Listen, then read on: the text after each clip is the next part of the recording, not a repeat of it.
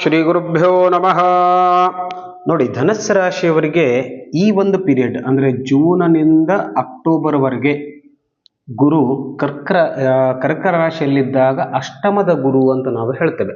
So ಇದೊಂದು period ಸ್ವಲ್ಪ ಅವರಿಗೆ ಟಫ್ ಆಗಲಿಕ್ಕೆ ಚಾನ್ಸಸ್ ಇದೆ. ಅದನ್ನು ಬಿಟ್ಟರೆ ಗುರುನ ಮೇಲೆ ನಾವು ನೋಡಿದಾಗ ಒಂದು ಸಪ್ತಮದಲ್ಲಿ ಅಂದರೆ ಜನವರಿಯಿಂದ ಮೇವರೆಗೆ, ನಂತರ ನೋಡಿ ನವೆಂಬರಿಂದ ಜನವರಿವರೆಗೆ ಪುನಃ ಗುರು ಸಪ್ತಮ ಮತ್ತು ನವಮದ ಮೇಲೆ ಗೋಚರದಲ್ಲಿ ಭ್ರಮಣವನ್ನು ಮಾಡ್ತಾ ಇದ್ದಾನೆ. ಸೊ ಇದು ಎರಡು ಶುಭವನ್ನು ಕೊಟ್ಟರೆ ಒಂದು ಸ್ವಲ್ಪ ಪೀರಿಯಡನ್ನು ಗುರು ಅಶುಭ ಫಲವನ್ನು ಕೊಡ್ತಾನೆ. ತಮಗೆಲ್ಲರಿಗೂ ಆತ್ಮೀಯವಾದಂಥ ಸ್ವಾಗತ. ವೀಕ್ಷಕರೇ, ಇವತ್ತು ನಾವು ಈ ಧನಸ್ಸು ರಾಶಿ 2026ರ ವರ್ಷ ಫಲವನ್ನು ನೋಡ್ತಾ ಇದ್ದೀವಿ. ಅಂದರೆ ಕಂಪ್ಲೀಟ್ ವರ್ಷದಲ್ಲಿ.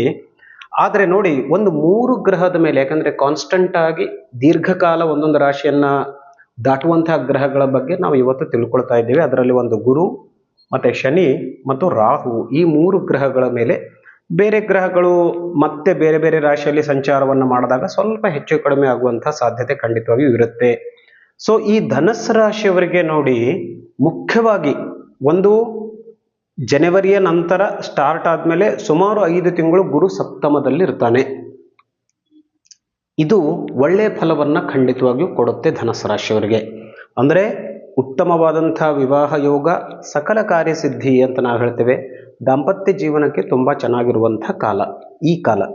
ಇದರ ನಂತರ ಗುರು ಮೇ ನಂತರ ಜೂನ್ ತಿಂಗಳಲ್ಲಿ ಗುರು ಕರ್ಕ ರಾಶಿಗೆ ಪ್ರವೇಶವನ್ನು ಮಾಡ್ತಾನೆ. ನಾನು ಆಗಲೇ ಹೇಳಿದೆ, ಅಷ್ಟಮದಲ್ಲಿ ಗುರು ಬಂದಾಗ ಗುರುಬಲ ಇರೋದಿಲ್ಲ ಧನಸ್ಸು ರಾಶಿಯವರಿಗೆ. June, July, August, September, October ಸುಮಾರು 4-5 ಮಂತ್ಸ್ ಕಾಲ ಇದೆ ಇದು ಕೂಡ. ಸೊ ಇಲ್ಲಿ ಗುರು ಸ್ವಲ್ಪ ವೀಕ್ ಆಗಿರ್ತಾನೆ. ಅಷ್ಟಮದಲ್ಲಿದ್ದಾಗ ಅನಾರೋಗ್ಯದ ಸಮಸ್ಯೆ, ಧನನಾಶ ಅಂತ ಕೂಡ ಹೇಳಿದ್ದಾರೆ. ಸ್ವಲ್ಪ ಇಲ್ಲಿ ಜಾಗೃತಿಯಾಗಿರೋದು ಒಳ್ಳೆಯದು.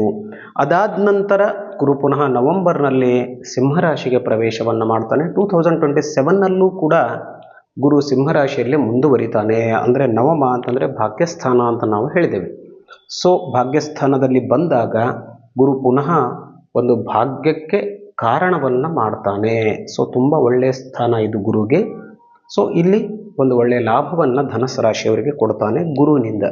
ಇನ್ನು ಶನಿಯ ವಿಚಾರವನ್ನು ಮಾಡಿದಾಗ ನೋಡಿ, ಶನಿ ಇದು ಧನಸ್ಸು ರಾಶಿಯ ಜಾಗ ಅಂತ ಹೇಳ್ಕೊಂಡ್ರೆ 1, 2, 3, 4, 4ನೇ ಸ್ಥಾನದಲ್ಲಿ ಶನಿ ಮುಂದುವರಿತಾ ಇದ್ದಾನೆ. ಸೊ ಇದು ಶನಿ ನಿಮಗೆ ಖಂಡಿತವಾಗಿಯೂ ಚೆನ್ನಾಗಿರೋದಿಲ್ಲ.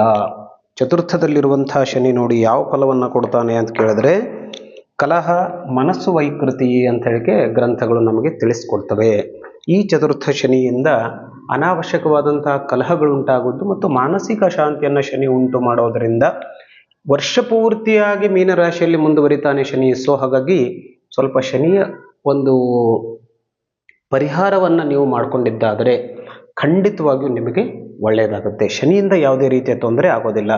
ಇನ್ನು ನೆಕ್ಸ್ಟ್ ನಾವು ಈ ಒಂದು ರಾಹುವನ್ನು ನೋಡ್ತಾ ಇದ್ದೇವೆ. ರಾಹು ತೃತೀಯ ಭಾವದಲ್ಲಿ ಮುಂದುವರಿತಾ ಇದ್ದಾನೆ ಅಪ್ ಟು ನವೆಂಬರ್ವರೆಗೆ. ಜನವರಿಯಿಂದ ನವೆಂಬರ್ವರೆಗೆ. ಡಿಸೆಂಬರ್ನಲ್ಲಿ ಮಾತ್ರ ರಾಹು ಪುನಃ ಮಕರ ರಾಶಿಗೆ ಪ್ರವೇಶವನ್ನು ಮಾಡ್ತಾನೆ. ಸೊ ರಾಹು ನವೆಂಬರ್ವರೆಗೆ ಇರೋದು. ಈ ತೃತೀಯದಲ್ಲಿದ್ದಾಗ ರಾಹು ಒಳ್ಳೆಯ ಫಲವನ್ನು ಧನಸ್ಸು ರಾಶಿಯವರಿಗೆ ಕೊಡ್ತಾನೆ ಅಂತ ಗ್ರಂಥ ಹೇಳುತ್ತೆ. ವಿಶೇಷವಾಗಿ ಅದರಲ್ಲೂ ಶತ್ರುನಾಶ ಅಂತ ಹೇಳಿ ಹೇಳ್ತಾರೆ ರಾಹು. ಸೊ ಒಳ್ಳೆಯ ಧೈರ್ಯವನ್ನು ಕೊಡ್ತಾನೆ, ನಿಮ್ಮ ಶತ್ರುಗಳ ಮೇಲೆ ವಿಜಯವನ್ನು ಸಾಧಿಸಲಿಕ್ಕೆ ಅನುಕೂಲತೆಯನ್ನು ಕೊಡ್ತಾನೆ. ಆಮೇಲೆ ರಾಹು ತೃತೀಯ ಭಾವದಲ್ಲಿದ್ದು ಸ್ವಲ್ಪ ಮಟ್ಟಿಗೆ ಅಣ್ಣ ತಮ್ಮಂದಿರಲ್ಲಿ ವೈಮನಸ್ಸು ಮಾಡಿದ್ರೂ ಕೂಡ ನೀವು ಮಾಡುವಂಥ ಕೆಲಸ ಕಾರ್ಯಗಳಲ್ಲಿ ತುಂಬ ಪ್ರಮಾಣದ ಧೈರ್ಯವನ್ನು ರಾಹು ಒದಗಿಸ್ತಾನೆ. ಹಾಗಾಗಿ ರಾಹು ವರ್ಷ ಪೂರ್ತಿಯಾಗಿ ನಿಮಗೆ ತುಂಬ ಒಳ್ಳೆಯ ಫಲವನ್ನು ರಾಹು ಖಂಡಿತವಾಗಿ ಕೊಡ್ತಾನೆ. ಇನ್ನು ಇದು ಗೋಚರ ಫಲ ಅಂತ ನಾವು ತಿಳಿಸ್ತೇವೆ. ಇದು ಗೋಚರ ಫಲ ನಿಮಗೆ ಎಷ್ಟು ಪ್ರಮಾಣದಲ್ಲಿ ಇದು ಒಂದು ಪರಿಣಾಮವಾಗುತ್ತೆ ಅಂತಂದರೆ, ಇದು ಕಂಪ್ಲೀಟಾಗಿ 100% ಪರಿಣಾಮವಾಗುತ್ತಾ ಅಂತಂದಾಗ ನಮ್ಮ ಜ್ಯೋತಿಷ್ಯ ಗ್ರಂಥಗಳು ಹೇಳುತ್ತೆ ನೋಡಿ. ಅಲ್ಲಿ ಒಂದು ಸುಮಾರು 3-4 ವಿಷಯವನ್ನು ನಾವು ಗಮನ ಹರಿಸ್ತಕ್ಕದ್ದು. ಒಂದು, ನಾನು ಹೇಳಿದ್ದೀಗ ಗೋಚರ ಫಲ. ಅದರ ಜೊತೆಗೆ ನಿಮ್ಮ ಮಹಾದೆಸೆ ಅಂದರೆ ದೆಸೆ ಕಾಲ ಯಾವ ರೀತಿಯಾಗಿದೆ ಅದೇ ರೀತಿಯಾಗಿ ಈ ಗ್ರಹಗಳು ನಿಮಗೆ ಸಪೋರ್ಟ್ ಮಾಡುತ್ತೆ. ಅದರ ಜೊತೆಗೆ ನಿಮ್ಮ ಮೂಲ ಜಾತಕದಲ್ಲಿ ಗುರು ಅಥವಾ ಶನಿ ಅಥವಾ ರಾಹುವಿನ ಸ್ಥಿತಿ 3ನೇ ವಿಷಯ. ಅದರ ಜೊತೆಗೆ ಕರ್ಮದೋಷ ಅಂತಂದರೆ ನಾವು ಮಾಡುವಂಥ ಕೆಲಸಗಳು ಅಂತ, ವ್ಯಾವಹಾರಿಕ ಕೆಲಸಗಳು ಕೂಡ ನಮ್ಮ ಜಾತಕದ ಮೇಲೆ ಪ್ರಭಾವವನ್ನು ಬೀರುತ್ತವೆ. ಇದೆಲ್ಲ ನೋಡಿಕೊಂಡು ಈ 2026 ನಮಗೆ ಯಾವ ರೀತಿಯಾಗಿರುತ್ತೆ ಅಂತ ಅನ್ನೋದನ್ನು ನಾವು ನಿರ್ಧಾರ ಮಾಡ್ಕೊಳ್ಬೋದು. ಒಟ್ಟಾರೆಯಾಗಿ ವಿಚಾರ ಮಾಡಿದಾಗ ಗುರು ದೃಷ್ಟಿಕೋನದಿಂದ ಧನಸ್ಸು ರಾಶಿಯವರಿಗೆ 2026 ತುಂಬ ಚೆನ್ನಾಗಿರುತ್ತೆ. ಯಾವುದೇ ರೀತಿಯ ಚಿಂತೆ ಮಾಡುವಂಥ ಕಾರಣ ಖಂಡಿತವಾಗಿಯೂ ಇಲ್ಲ. ಮತ್ತೆ ಭೇಟಿಯಾಗೋಣ.